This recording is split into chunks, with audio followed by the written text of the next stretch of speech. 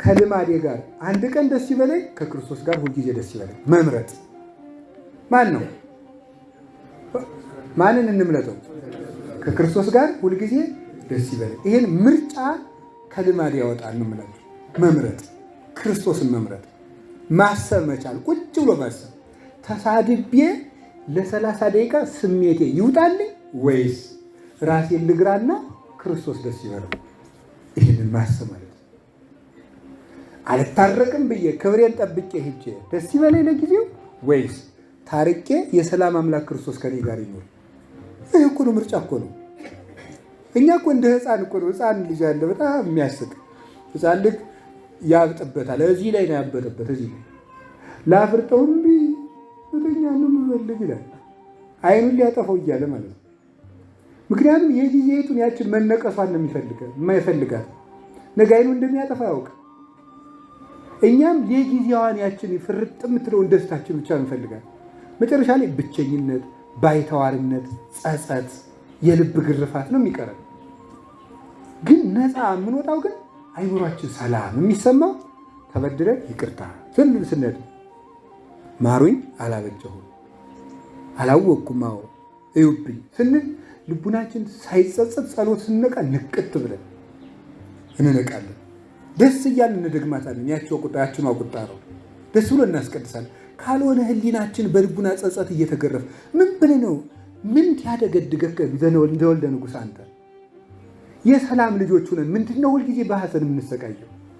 ለምንድነው የምንገረፈው? ለምንድነው ሁልጊዜ ስንጸጸት የምናድረው?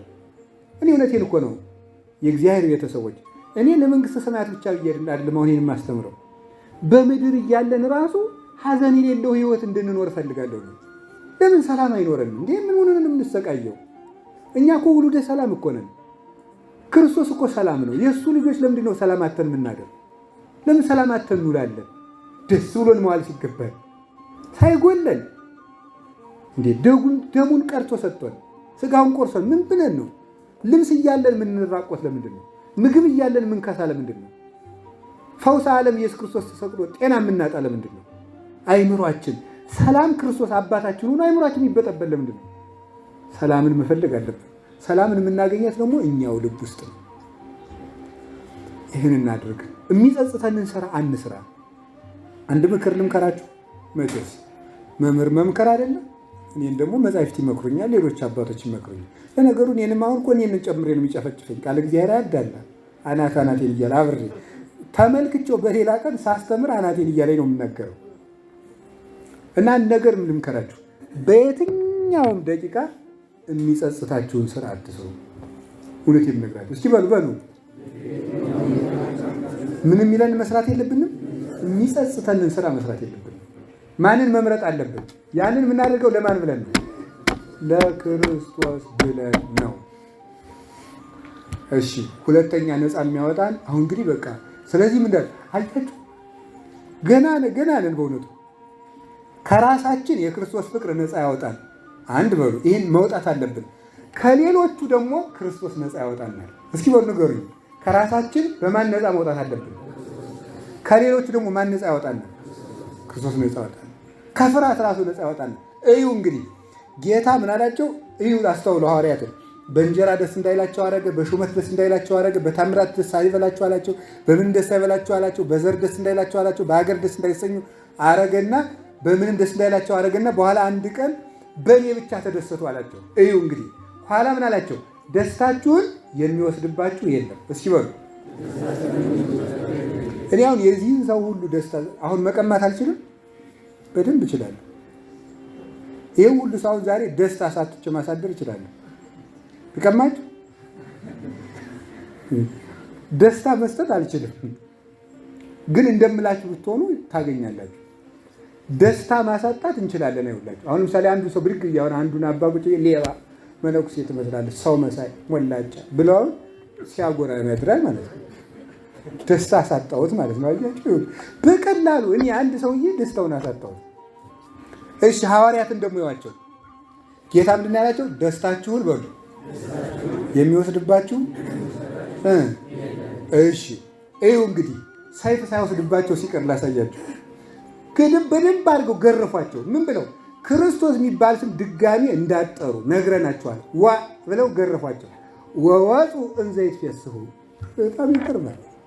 ደስ እያላቸው ወጡ በሉ እንጂ ምን እያላቸው ወጡ? ደስ እያላቸው ወጡ። ምክንያቱም ከዓለም ፍቅር በክርስቶስ ፍቅር ምን ሆነዋል? ነፃ ወጥተዋል በሉ እንጂ። ከመከራው ሕመም ደግሞ ማን ነፃ ያወጣቸዋል? ስለዚህ ደስ ይላቸዋል። ደስ ብሏቸው ከዚህ በኋላ እንደ ቅዱስ ጳውሎስ ደግሞ ይሁት ደግሞ ሌላውን ሐዋርያ ደግሞ እንዴት ሲመካ መኑ ያድገነ ፍቅሮ ለክርስቶስ። ከክርስቶስ ፍቅር ማን ነው የሚለየን? መጥባይቱ ነው? ተሰዶ ነው? ረሃብ ነው? ጽም ሌላ ፍጥረት እንኳን ይሆናል። ኧረ ይገርማል። ሰውማ ተውታል። ሌላ ማላውቀው ፍጥረት እንኳን ቢመጣ ከክርስቶስ ፍቅር ሊለየኝ አይችልም ማለት ይኸውላችሁ። ደስታን የሚቀማን ሰዎች አይደሉም፣ እራሳችንን ነው የምላችሁ። ካልሆነ ግን ሰዎች ማቁሰላቸውን ላይተው፣ አጋንንት መጠንቆላቸውን ላይተው ሰላም የምናገኝ እንዳይመስላችሁ። ሰዎችን ሁሉ ስሞታ እየላቅ እገሌን ረፍ በሉት ሰላሜን አይንሳይ ብትሉ ራስ ሰላም አታገኙ። ራስህ ረፍ። እኛ ካረፍን ሰው ባያረፍ የሚጨነቃቸው ክርስቶስ አኩቶ ነው የሚለው ቅዱስ ጳውሎስ። አይኳት ያሉት እኮ ለዚያ ነው። ግን ጠላት ነበረበት። እነ ለእስክንድሮስ በጣም የቅዱስ ጳውሎስ መልእክት የሚያሳዝነኝ ለእስክንድሮስ የሰራኝ ስራ እግዚአብሔር ይክፈለው ብሎ ነው የጻፈው። ጠንቆለኛ አንጥረኛ ስለነበረ መጨረሻ ጠማማ፣ ግን አይከፋውም ቅዱስ ጳውሎስ። አንድ ቀን ፊቱ እንደ ፀሐይ ነው የሚያበራው። ስለዚህ በሰው የተመሰረተ ሰላም ሊኖረን አይገባል። በሰው የተመሰረተ ሰላም እንደሆነ ታውቃላችሁ። ሰዎች ግንባራቸው ቁጥር ሲል እንደምን አላችሁ ሲሉ ደግሞ ደስ የሚል ማለት ነው። ራሳችን ነፃ መውጣት። ከራሳችን ነፃ ከወጣን ከመከራ ማን ነፃ ያወጣል? በሉ ንገሩኝ እንጂ። ደስ እያለ አሁን የቅዱስ ጊዮርጊስን ገድል ስታነቡ የሞቱን ደብዳቤ እኛ 70 ነገስታት ጊዮርጊስ የሚባል ሰው እምቢ ስላለን እንዲሞት ወስነናል ብለው ጽፈው የሞቱን ደብዳቤ ያዘው ሲሄዱ ደስ እያለው ሄደ ይላል። እንዴት ነው ሰው የሞት ደብዳቤ ተሸክሞ ደስ እያለው የሚሄደው? ከራሱ ነፃ ስለወጣ ክርስቶስ ደግሞ ከመከራው ነፃ እንደሚያወጣው ምን ብሏል? የሰደበንን ሰው እኛ ምንድን ነው የምንለው? ሰድቦን በቀደም ደህና ዋላችሁ ሰው መሳይ በቀደም ሰድቤ ነው ደግሞ አሁን ቅድስት አርሴማ ደግሞ ሊገሏት ቀረብ ብለው ወንድሞቼ ጥቂት እንድጸልይ ባካችሁ ፈቀዱልኝ። ወንድሞቼ አሁን ይባላል። ሰይፍ ዘው እኮ ነው ወንድሞቼ የምትላቸው። ጸልያ ስትጨርስ ቃል ኪዳኗን ተቀብላ ስትጨርስ ምንድን ነው ያለቻቸው? ወንድሞቼ የታዘዛችሁን ፈጽሙ። ከዛ ምን ያለ ነጠላዋን አጣጥላ ቀረብ ስትል ቢሉ ነጠላዋ አንገቷን አላሳያቸዋለ። ከመስቀል ከነጠላዋ ካመሳቀለችው መስቀለኛ ነጠላ የሚወጣው ብርሃን ማለት ነው። ስለዚህ ምን አደረገች ያለችው? አልታየን አለ ፊትሽን ሸፍኝልኝ። እሺ አንገቷን ደግሞ መልሰው እየመቱ እንዳይቸገሩ ልብሷን ወረድ አድርጋ እንዴት ያለ ሰላም ነው ያላቸው። የሁሉ ሰላም ያላቸው ለምን ይመስላችኋል? ከራሳቸው ነፃ ስለወጡ። እስኪ በሉ አቤት።